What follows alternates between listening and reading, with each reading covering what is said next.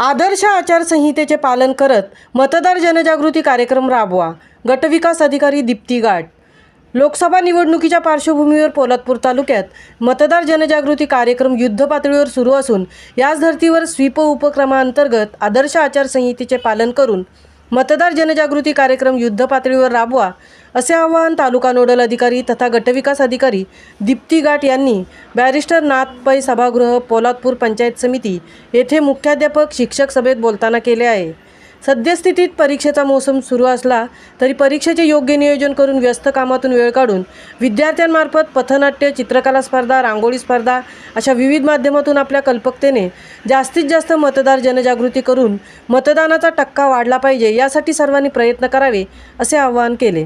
यासह पोलादपूर शहरात 10 एप्रिल रोजी विद्यार्थ्यांमार्फत सायकल रॅलीचे आयोजन करून मतदार जनजागृती करण्यात येणार असल्याचेही सांगण्यात आले आहे. तसेच मतदार दूत, सेल्फी पॉईंट्स, पोस्टर स्पर्धा राबविण्यातही मार्गदर्शन करण्यात आले आहे. यावेळी व्यासपीठावर सहाय्यक नोडल अधिकारी सुभाष साळुंके, गटशिक्षण अधिकारी संजय वसावे, विस्तार अधिकारी अनिल पाटील, रंजना जाधव आदी मान्यवर यासह केंद्रप्रमुख, सर्व माध्यमिक प्राथमिक शाळांचे मुख्याध्यापक, शिक्षक, साधन व्यक्ती उपस्थित होते. या कार्यक्रमाचे सूत्रसंचालन, प्रास्ताविक व आभार सहाय्यक नोडल अधिकारी सुभाष साळुंके यांनी मानले. महामुंबईसह धनराज गोपाळ, पोलादपूर.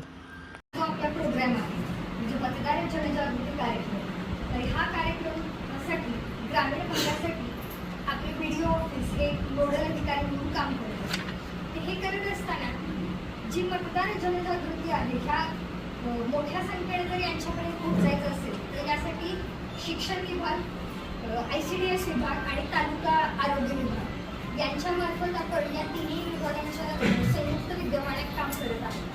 हे करत असताना मी काल एक ग्रुपवरती प्रोग्राम शेअर केलेला आहे. तर त्याच्यामध्ये फोकस आपण कोणती गावं करत आहोत तर जिथे मागच्या 2019च्या लोकसभा निवडणुकीच्या वेळेस ज्या ठिकाणी मतदान झालेलं आहे ते जिथं जिथं राष्ट्रीय, राज्य आणि जिल्हा सरासरीपेक्षा कमी मतदान आहे अशा गावांमध्ये आपण फोकस करून जास्त कार्यक्रमाचं आयोजन केलेलं आहे. ठीक आहे, मला हे सगळ्यांची दिसते. तर हा करत असताना हे नियोजनामध्ये मी काही बेसिक कार्यक्रम सांगितलेले आहेत.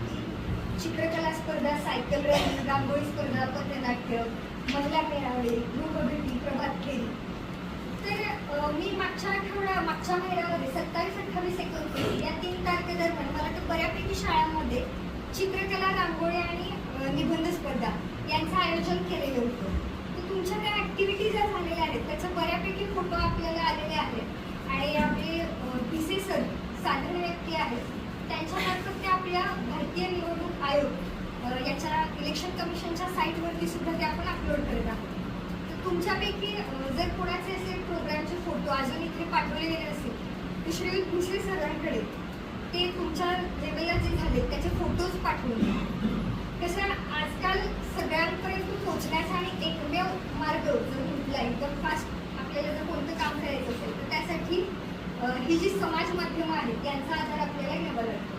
तर त्यामुळे तुम्ही जे काम केलं हे वेगवेगळ्या ठिकाणी पोहोचण्यासाठी आपल्याला निवडणूक आयोगाने ती ड्राईव्हची लिंक ओपन करून दिलेली आहे. तिथे आपल्याला हे सगळे अपलोड करायचे.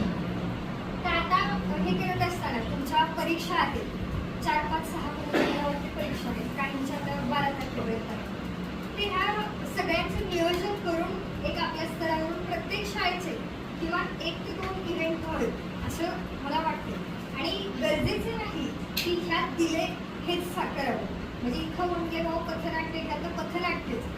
बरेच शिक्षक आपल्याकडे असे आहेत की जे कल्पक आहेत. तुम्ही तुमच्या कल्पक बुद्धीने तुम्हाला जे वाटेल की हा इव्हेंट आपल्या इथे घेतला तर इथे जास्त लोकांना याचा फायदा होईल तसे इव्हेंट तुम्ही घेऊ शकता. त्याचं स्वातंत्र्य आहे.